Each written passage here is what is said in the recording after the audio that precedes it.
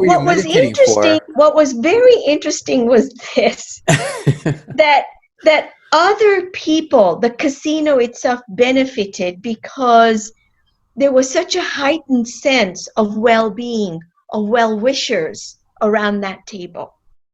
Mm. My first throw at the die was 22 minutes, but I don't know. I can remember it, but it was irrelevant. I was just throwing the die. There was a string of numbers, and I could tell, and it's very interesting. You don't even have to say these things. It's almost like communicated.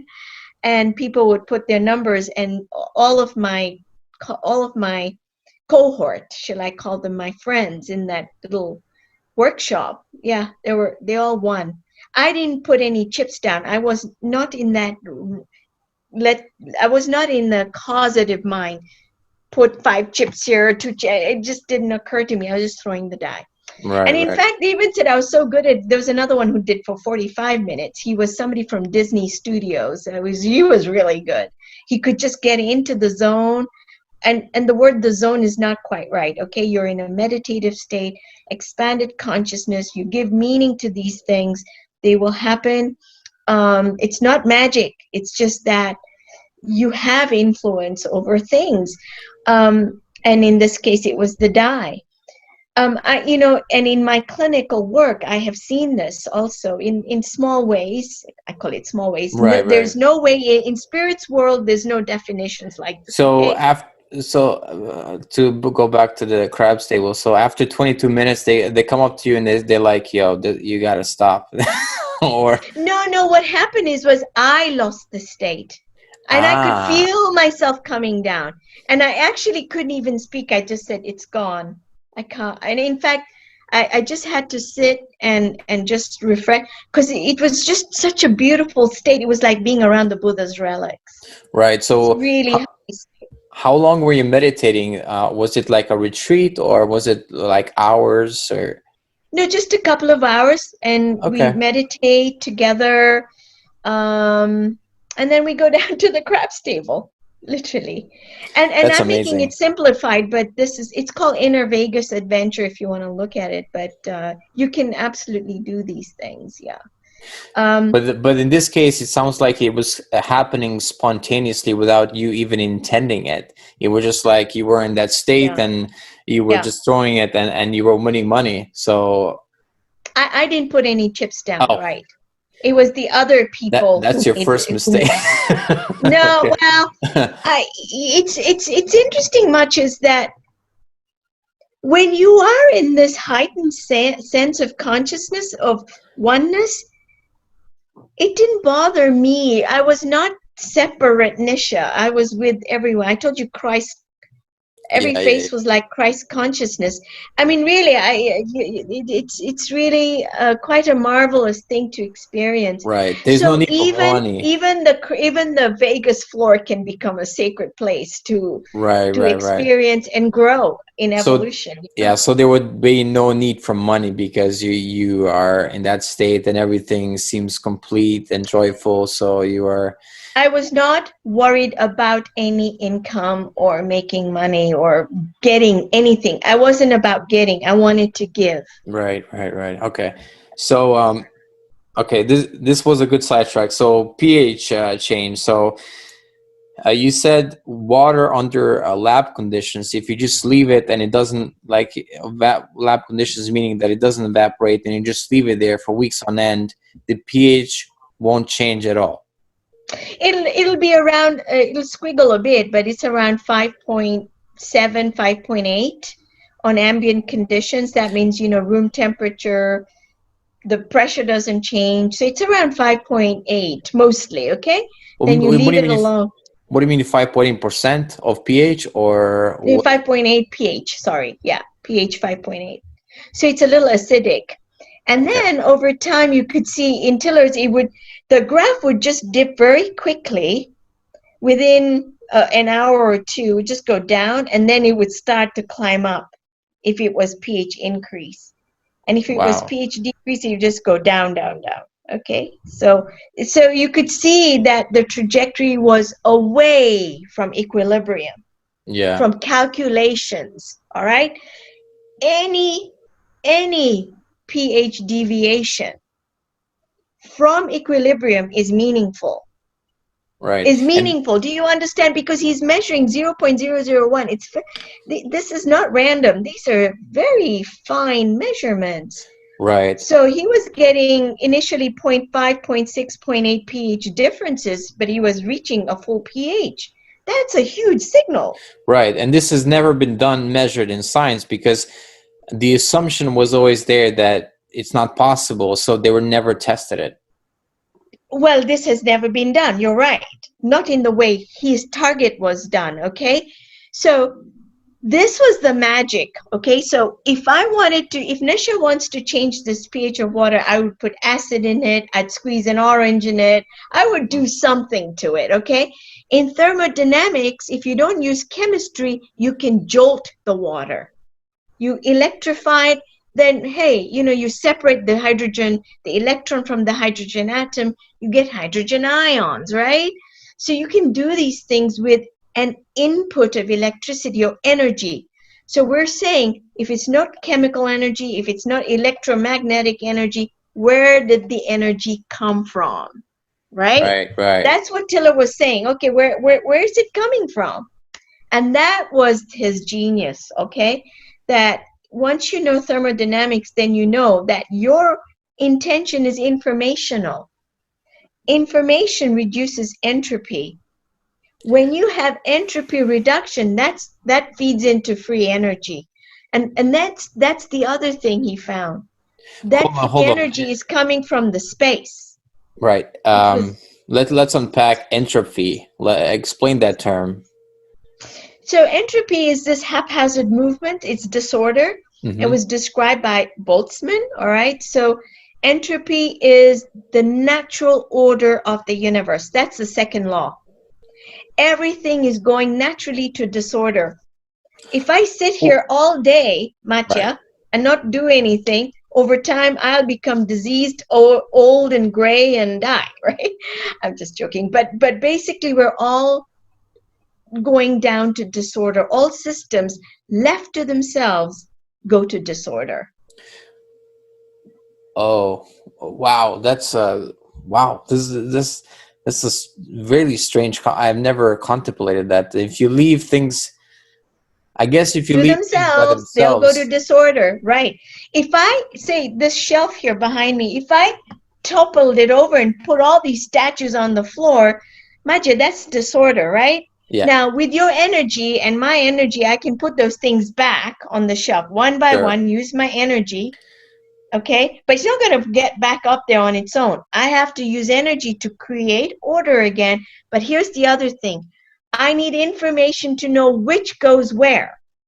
Energy by itself is not complete. Yeah. People say energy is everything. Yes, not really. I think information and energy are connected very much so. You have to have both. Right. And information is more fundamental and organizes the energy. But the second law of thermodynamics really says, I mean, at its most fundamental, that every system is going to disorder. Okay? Disorder is the natural state of the universe. Wow, that's pretty profound statement in a way. Everything is. Really? Okay. I don't know. Well, It it is seems. profound. You're right. I It guess seems it in a is bit. profound. It seems in a bit like realistic in a way. It reminds me of that Churchill quote that if you leave things without adjusting them, they're gonna at one point explode with a shattering detonation, and then even more disorder will come because you've not fixed that one thing in your life, and then you put it off and put it off, and then it's gonna one day just kind of explode on you in your face. And that's been true in my life, and probably. So just imagine your mind, Right. which is the source of this reality, and to bring some order to it. And how do you do that? By observation. You Mm. have to just observe yourself. That's what meditation is. Not trying to keep your mind silent and get in the gap and all of these things that people try to do. Just sit and observe yourself.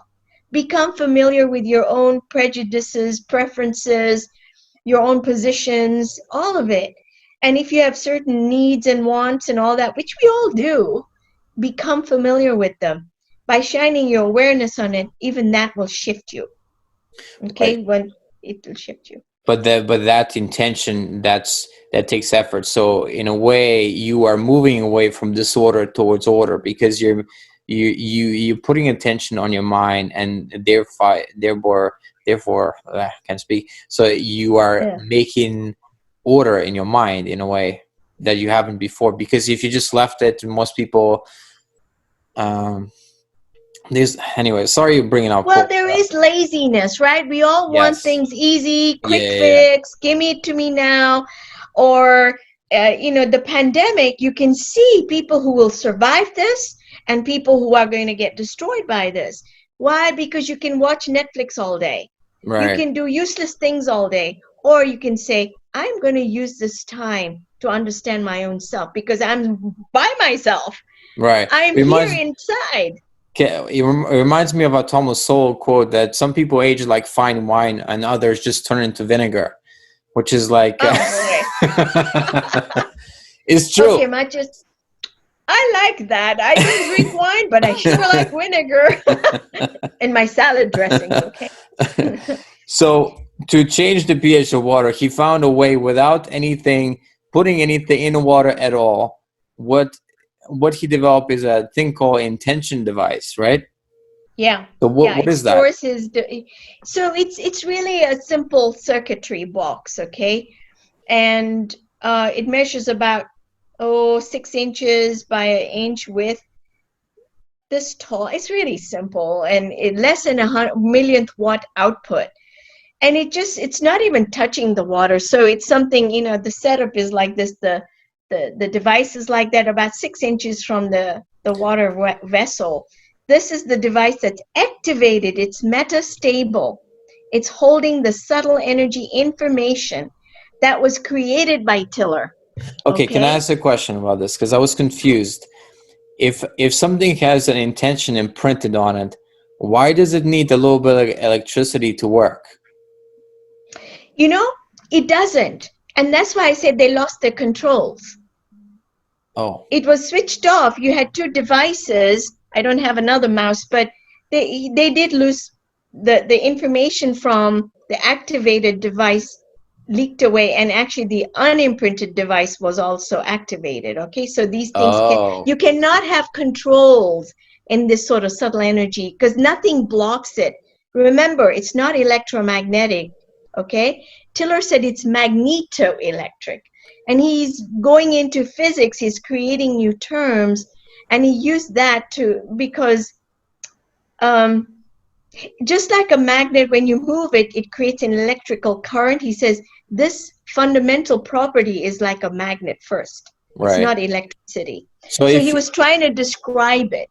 So if I have a device, let's say I have an intention device that's this, Yes. and it's imprinted with, let's say, a very beautiful intention. Would this then, if it's left in a room, would this then start to imprint the whole room with that intention? Well, it depends if you are successful in imprinting this. But I'll Oh, yeah, tell you, okay, right. yes. Your device, if you make a beautiful intention, today I sent an intention to a friend. She wants to use this. She's a physician, actually, and she has a friend who's dealing with alcoholism. And she said, Nisha, I read your book. This makes sense to me. I didn't go into the details about the friend, but she wants to use the device, imprint it, and give it to the friend to help the friend with alcoholism. Now, we don't know, she doesn't know how to imprint. And I said, here's the thing to do. Make the intention like a prayer. So you say, I humbly ask the friend be relieved from suffering in all space, all time, all dimensions. Thy will be done. Okay, I wrote a few more sentences for her to get her started, because once you link with the divine, you have to link with that. You are yourself a divine being. You're bringing the deepest wishes of service. So it's an inside out process, and you offer that. That is tremendous power. This is tremendous power. So don't mistake that this is not, what am I going to do, little old me, my effect is nothing. No, it's not true. The field is immense. your loving presence, your unique contributions go into that field. Okay, Mm. make no mistake about it. So Dr. Hawkins my teacher, Dr. David Hawkins, used to say that, when that holy group has a satsang or a holy gathering, that has an effect on souls that are really struggling. And actually, one lecture he even said a child in Darfur, who at that time, Darfur in southern Sudan, I believe, was struggling with malnutrition, a lot of civil war, but that, your prayerful right here in Sedona, Arizona is having an effect on that part of the world because Hmm. of the field effect. We are not separate. Matya, you might be in Europe and I'm here in California, but we are connected to the field effects. Hmm. And that's what I call the granny effect in my book. Because the grandmother in her church group are praying for you. How does that prayer reach you? How does it know to reach Matya in Europe or Nisha in California? The It has recipient is information. benefited. It has Huh? information that you're intending, and that's already an information where, and because the consciousness is smart, so it knows if you're intending for a specific person. I think it knows, but um, here the fascinating thing is that he has proven that sustained intention on this advice that we're talking about. Yeah. So he would intend, let's say, to change pH -1 or +1, let's say, Yeah. and that's statistically unlikely at all. It doesn't happen, right? No, would not. I told you any deviation away from calculated equilibrium pH is meaningful. It shouldn't happen. Right. And has never happened. I mean, this is really true in normal labs and their reference values. These are documented. There are books on this, so he deviated totally and in a big way. How This was long? not random. How long does it take for the intention device to be imprinted on? So, and I've been through the imprinting sessions. It takes about 45 minutes. And then they got better and better, but I would say about 45 minutes in average. Why? Because all of us would sit quietly. We go into meditation. Mm-hmm. There's 4 or 5 of us, and the device would be on the table in front. We don't touch it. It's just sitting there. And then, we're close our eyes, and then Dr. Tiller would read the intention statement. I did this for my patient.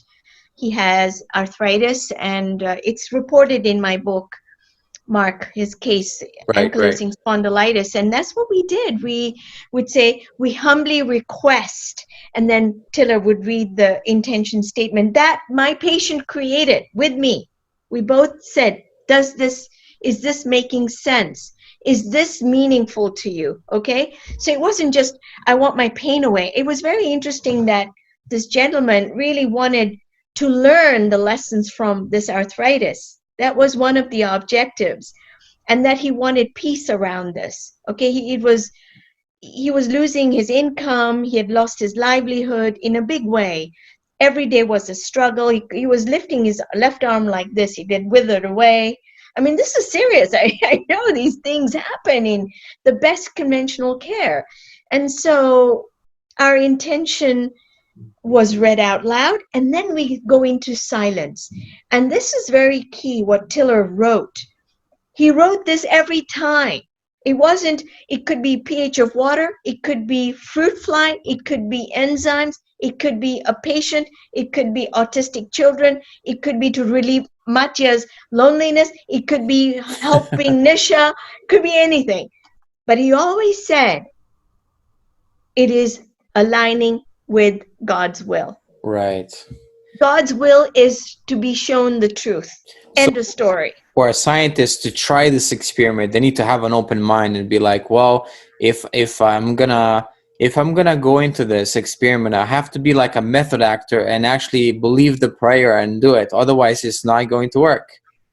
They may say that intellectually, but with Tiller, when I first met him, and I have met many wonderful spiritual teachers, Tiller is like an adept. He is not in the intellectual range anymore.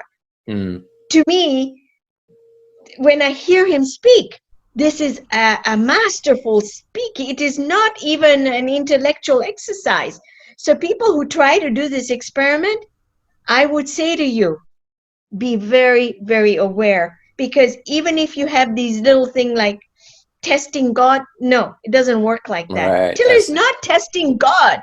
He's saying, let's test intention, but we will have God show us the way. So it's Thy will be done. so it's the purity of the motive that counts in intention. Right. Absolutely. Your motivation is everything. And that's why in Bridging Science and Spirit, I give that the scale of consciousness, the levels of consciousness, which was a big, it really jumped me forward in my understanding of how everyone works, how everything works.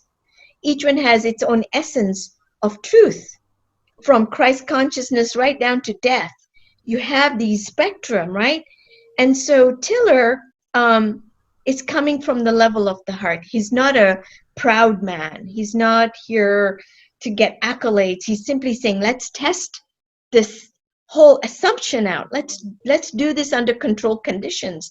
Because if this is if humanity is ready to make the next jump, we have to jump away from electromagnetism. We've already done this, but we have to go higher because we are at that point now. We'll just keep iterations of the same old. Right. So wow, this is it's quite radical for science to accept that a device. So does it matter if a device does a device always need to be with the water, or can you, or is it possible to imprint something that is not even there? Like I didn't understand your question. If you have a device and you imprint the device and you turn on the device and say this device will change the water, and you're in California, but the lab is in Minnesota, let's say, and you're gonna imprint the water that's in Minnesota. Is that possible if you write the exact address or whatever? Yes, it does happen. Wow. Yeah, so he had a device in Payson, Arizona, the Tiller team. And Berlin in Germany, they had experiments with European labs, and Berlin was one of the sites. And yeah, so the device was in Payson, but the experiment was running in Berlin. That's what he calls it. That's the vector field effect. Wow.